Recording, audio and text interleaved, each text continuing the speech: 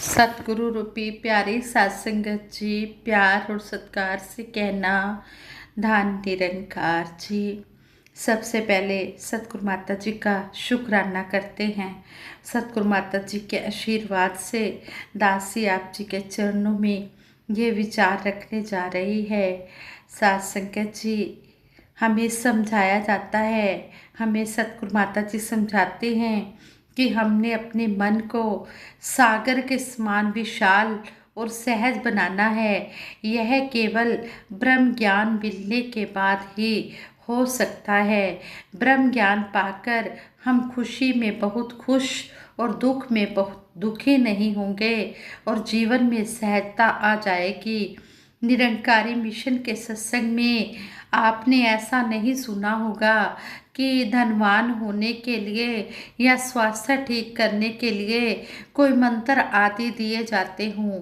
यहाँ तो सिर्फ निरंकार को जानकर, इसकी रजा में रहकर एक समर्पित जीवन जीने की बात की जाती है। यहाँ शुक्राना सिखाया जाता है, शिकवा नहीं, और प्रेम से युक्त होकर जीवन जीना सिखाया जाता है। जिन्होंने प्रेम के लिए अपना जीवन समर्पित कर दिया, कहते हैं कि हाँ, वो हमेशा ही प्रीत, नम्रता, प्यार, विशालता, करुणा जैसे मानवीय गुण अपने दामन में रखते हैं और प्यार से जिन्होंने अपना जीवन समर्पित कर दिया है वही सतगुरु के नज़दीक है। कहते हैं कि सतगुरु इस सत्य निरंकार प्रभु का साकार रूप है। निरंकार प्रभु और साकार सतगुरु दोनों की शक्ति एक ही है। सतगुरु जो 6 शक्तियाँ अपने हाथों में नहीं लेता, वे इस प्रकार है: जन्म, मरण, यश, अपयश, हानि, लाभ। निरंकार प्रभु के गुण हैं सत्य, चित्त और आनंद। सतगुरु में 5 गुण होते हैं: सत्य, चेतन, आनंद, नाम और रूप। इसका ज्ञान पाकर व्यक्ति भी इन गुणों से युक्त हो जाता है। संसार में सतगुरु और शिक्षक दोनों ही पूजनीय होते हैं। शिक्षक सांसारिक, भौतिक, राजनैतिक, सामाजिक, व्यवहारिक ज्ञान की शिक्षा देता है। सतगुरु और शिक्षक में एक अंतर यह भी है कि सतगुरु ब्रह्म ज्ञान देता है और शिक्षक सूचना देता है। ब्रह्म ज्ञान आत्मा से आत्मा में और सूचना बुद्धि से बुद्धि में जाती है। शिक्षक की शिक्षाएं मानव के सांसारिक जीवन में यूजफुल होती हैं, जबकि ब्रह्म ज्ञान संपूर्ण जीवन को बदल देता है। शिक्षक की शिक्षा से भौतिक सुखों की प्राप्ति होती है, जबकि सतगुरु के ब्रह्म ज्ञान से आनंद ही आनंद मिलता है। सुख और आनंद के बीच अत्यंत सूक्ष्म भेद है। यह भेद इतना सूक्ष्म है कि कुछ लोग सुख को ही आनंद मान लेते हैं, जबकि सुख का संबंध सिर्फ शरीर से होता है और आनंद का संबंध आत्मा से होता है। कभी कभी सुख के त्याग से भी आनंद की प्राप्ति होती है।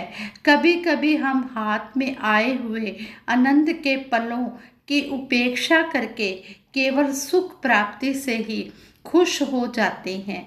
सुख जीवन का अस्थायी भाव है, आनंद जीवन का स्थायी भाव है। सुख का क्षय संभव है, लेकिन आनंद अक्षय है। आनंद की प्राप्ति भोग से नहीं बल्कि त्याग से होती है। सुख के बाद दुख का आना स्वाभाविक है, इसलिए इसमें स्थिरता नहीं है, स्टेबिलिटी नहीं है। जबकि आनंद के बाद आनंद ही है, क्योंकि आनंद का कोई विपरीत ही नहीं होता है।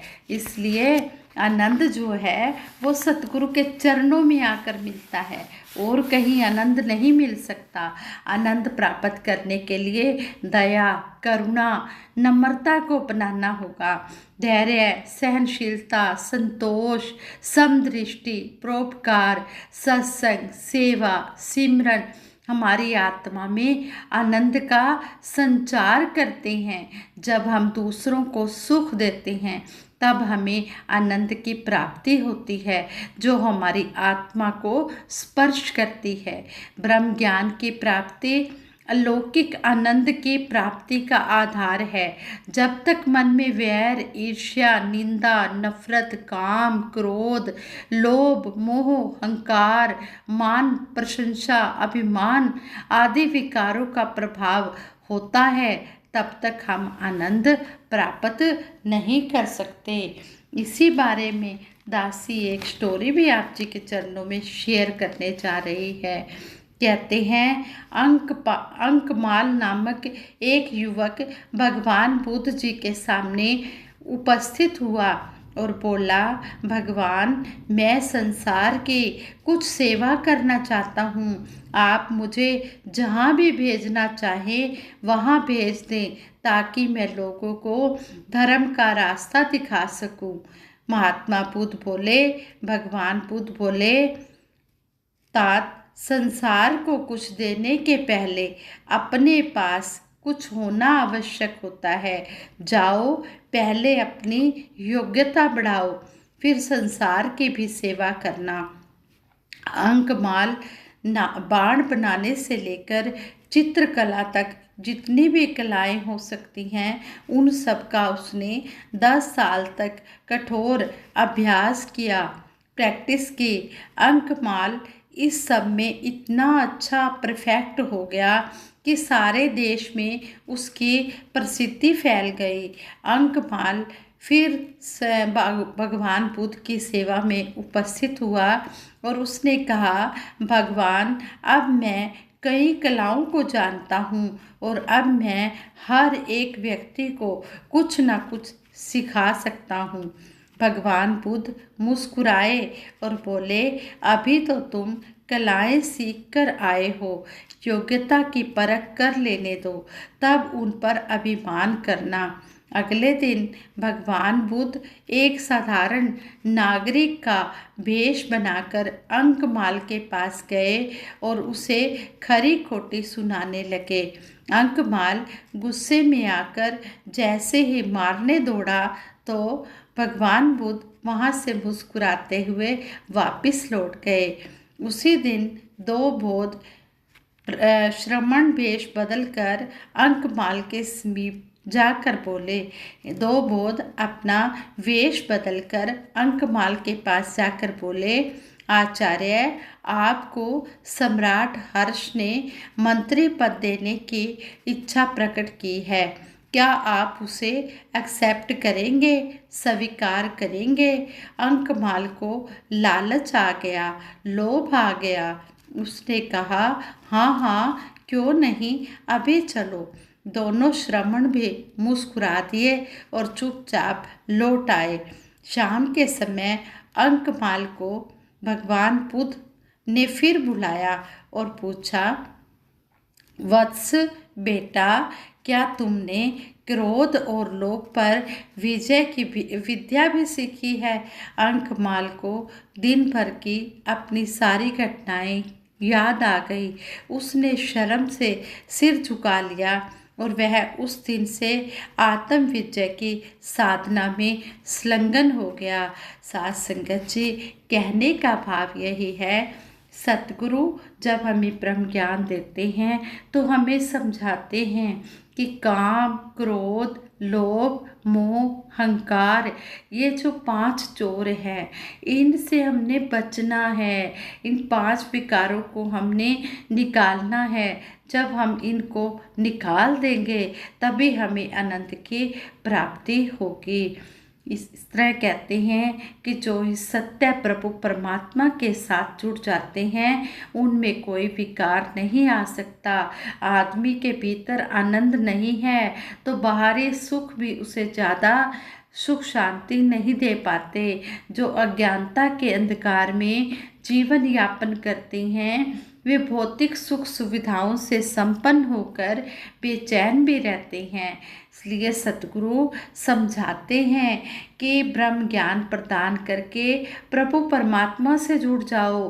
बिना ब्रह्म ज्ञान के मानव जीवन में आनंद की प्राप्ति नहीं हो सकती। जैसे जैसे इंसान ब्रह्म ज्ञान को अपने आचरण में धारण करके व्यवहारिक जीवन में कर्म रूप में सदुपयोग करता है, वैसे वैसे वह आनंदित होता जाता है। मनमत से गुरमत की ओर बढ़ते व्यक्ति के मन में व्यापक बुराइयों का विघटन होने लगता है, इच्छाएं घटने लगती हैं। मन ऐसी अवस्था में स्थिर हो जाता है जहाँ सुख दुख यश अपयश हानि लाभ सभी एक समान लगने लग जाते हैं।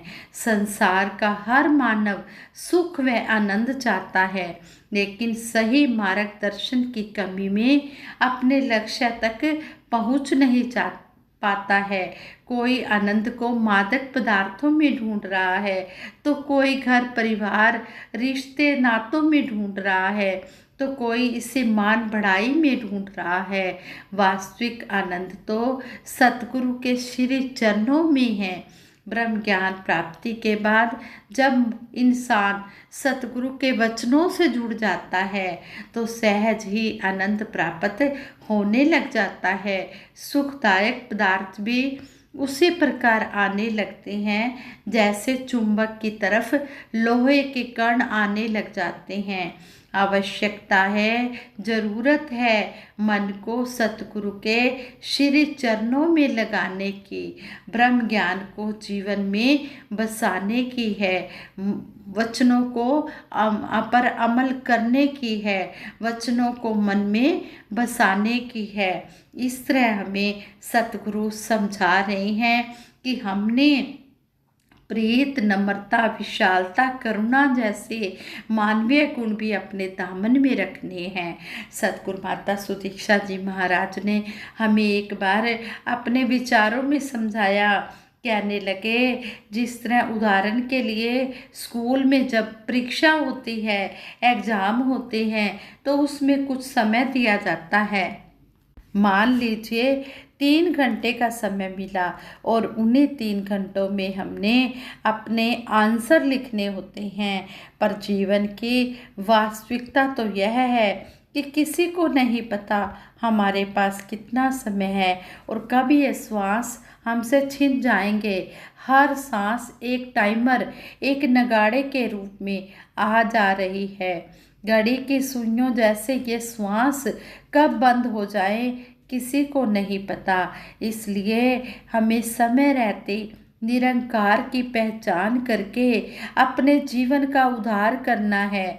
हम ये पंक्तियाँ सुनते आए हैं कि परहित सरिस धर्म नहीं भाई, अर्थात संसार में धर्म तो अनेक हैं पर असली धर्म मानवता ही है और भेदभाव से रहित परोपकार की भावना उत्तम भावना है। ब्रह्म ज्ञान द्वारा हमारे भ्रम समाप्त होते हैं। हमने सेवा सिमरन और सत्संग को भी कर्म कांड बनाकर नहीं करना बल्कि भाव से करना है, ताकि वह हमारे जीवन का अभिन्न अंग बन जाए। जैसे हम सुनते भी हैं, हाथ कारवाल चित यारवाल। हमने हाथों से काम करना है और अपना मन इस निरंकार के सिमरन में लगा कर रखना है। इस निरंकार का एहसास हर पल करना है। फिर हमसे कोई भी काम गलत नहीं होगा। जो काम हम करेंगे वो परफेक्ट होगा, सही होगा, क्योंकि उसमें इस निरंकार को शामिल कर लिया गया है। दुनिया के काम भी करते रहें, लेकिन ध्यान और सहारा इस निरंकार का ही बना रहे। साथ संगत जी, जैसे हमें सतगुरु समझा रहे हैं, हमने हमेशा अपनी सोच सही रखनी है। हमने हमेशा पॉजिटिव थिंकिंग ही रखनी है। हमने अच्छी सोच रखनी है। जब हमारी अच्छी सोच होगी तो फिर कहते हैं कि सब कुछ अच्छा ही अच्छा होगा। अगर हमारे भाव अच्छे होंगे तो भावना भी अच्छी होगी। कहते हैं कि जब नज़र बदलती है तो नज़ारे भी बदलते हैं, नज़ारे ही नज़ारे नज़र आते हैं। सोच बदलती है तो सितारे बदल जाते हैं। लेकिन ये बातें कब आती हैं? जब जीवन में ब्रह्म ज्ञान आ जाता है। ये ब्रह्म ज्ञान हमारे जीवन में, हमारे मन में बस जाता है। फिर हमें हर कोई अपना ही लगने लग जाता है। फिर सभी अच्छे लगने लग जाते हैं। ना कोई वैरी ना ही बेगाना, सकल संग हमको बन आई वाली भावना फिर हमारे मन में घर कर जाती है कि ना कोई वैरी है ना बेगाना है, सारा संसार हमारा अपना है, कोई भी पराया नहीं है। सबदा भला करो करतार, मेरी मांग है ये दातार। सच्चे पातशाह सबका भला करना, फिर यही सबके भले की कामना की अरदास की जाती है। सर्वे भवन्तु सुखिना, सर्वे सन्तु निरामया, सर्वे भद्राणि पश्यन्ति माँ कश्चित् दुख भाग्वे। सभी सुखी हो, सभी सुखी हो। सच्चे पातशाह सबके घरों में खुशियाँ हो, सभी निरोग हो, कोई भी किसी प्रकार से दुखी ना हो। सबको दे खुशियाँ, सुखी हो जाए कुल दुनिया, रहमत कर दे दाता मेहरबान। क्या अपने क्या पराए दाता, सबको खुशी दे। फिर ऐसी भावना मन में घर कर जाती है। फिर सारा संसार अपना परिवार लगने लग जाता है।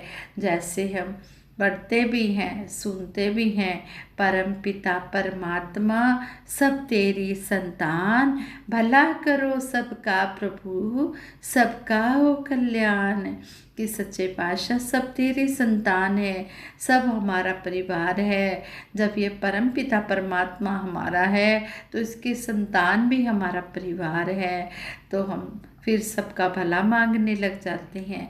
फिर हमारी सोच बदल जाती है। फिर अच्छे अच्छे विचार मन में आने लगते हैं। संतों महापुरुषों के ये अरदासें की जाती हैं कि सच्चे पातशाह जो जो भी जिसको चाहिए सो सो ही आप जी देते रहना। तन मन धन के सुख देते हुए सभी को सेवा सिमरन सत्संग की दात से जोड़ के रखना। आप जी मालिक हो, घट घट वासी हो, समर्थ हो, सब कुछ कर सकते हो। आप जी के चरणों में आकर ब्रह्म ज्ञान को पाकर सेवा सिमरन सत्संग करके ही इस आत्मा का उद्धार हो सकता है, मुक्ति हो सकती है। ऐसा आप जी हमें समझाते हैं तो हमने इन वचनों को कर्म रूप में डालते चले जाना है। दासी से ये विचार करते हुए कई प्रकार की गलतियां भी हुई होंगी। उन गलतियों के लिए आप जी दासी को क्षमा करें और आगे के लिए सद्बुद्धि दें। दासी सबके भले की कामना के लिए, सबके सुखों के लिए अरदास करेगी। सभी ने मिलकर इस अरदास में शामिल होना है। तू ही निरंकार, मैं तेरी शरण हाँ, मैनू बख्श लो। तू ही निरंकार, मैं तेरी शरण हाँ, मैनू बख्श लो।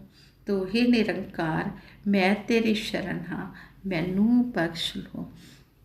बोलिए सतगुरु माता सुदीक्षा सविंदर हरदेव जी महाराज की जय। निरंकारी राजमाता गुरु वचन अवतार की जय। हाँ संगत जी प्रेम से कहना धन निरंकार।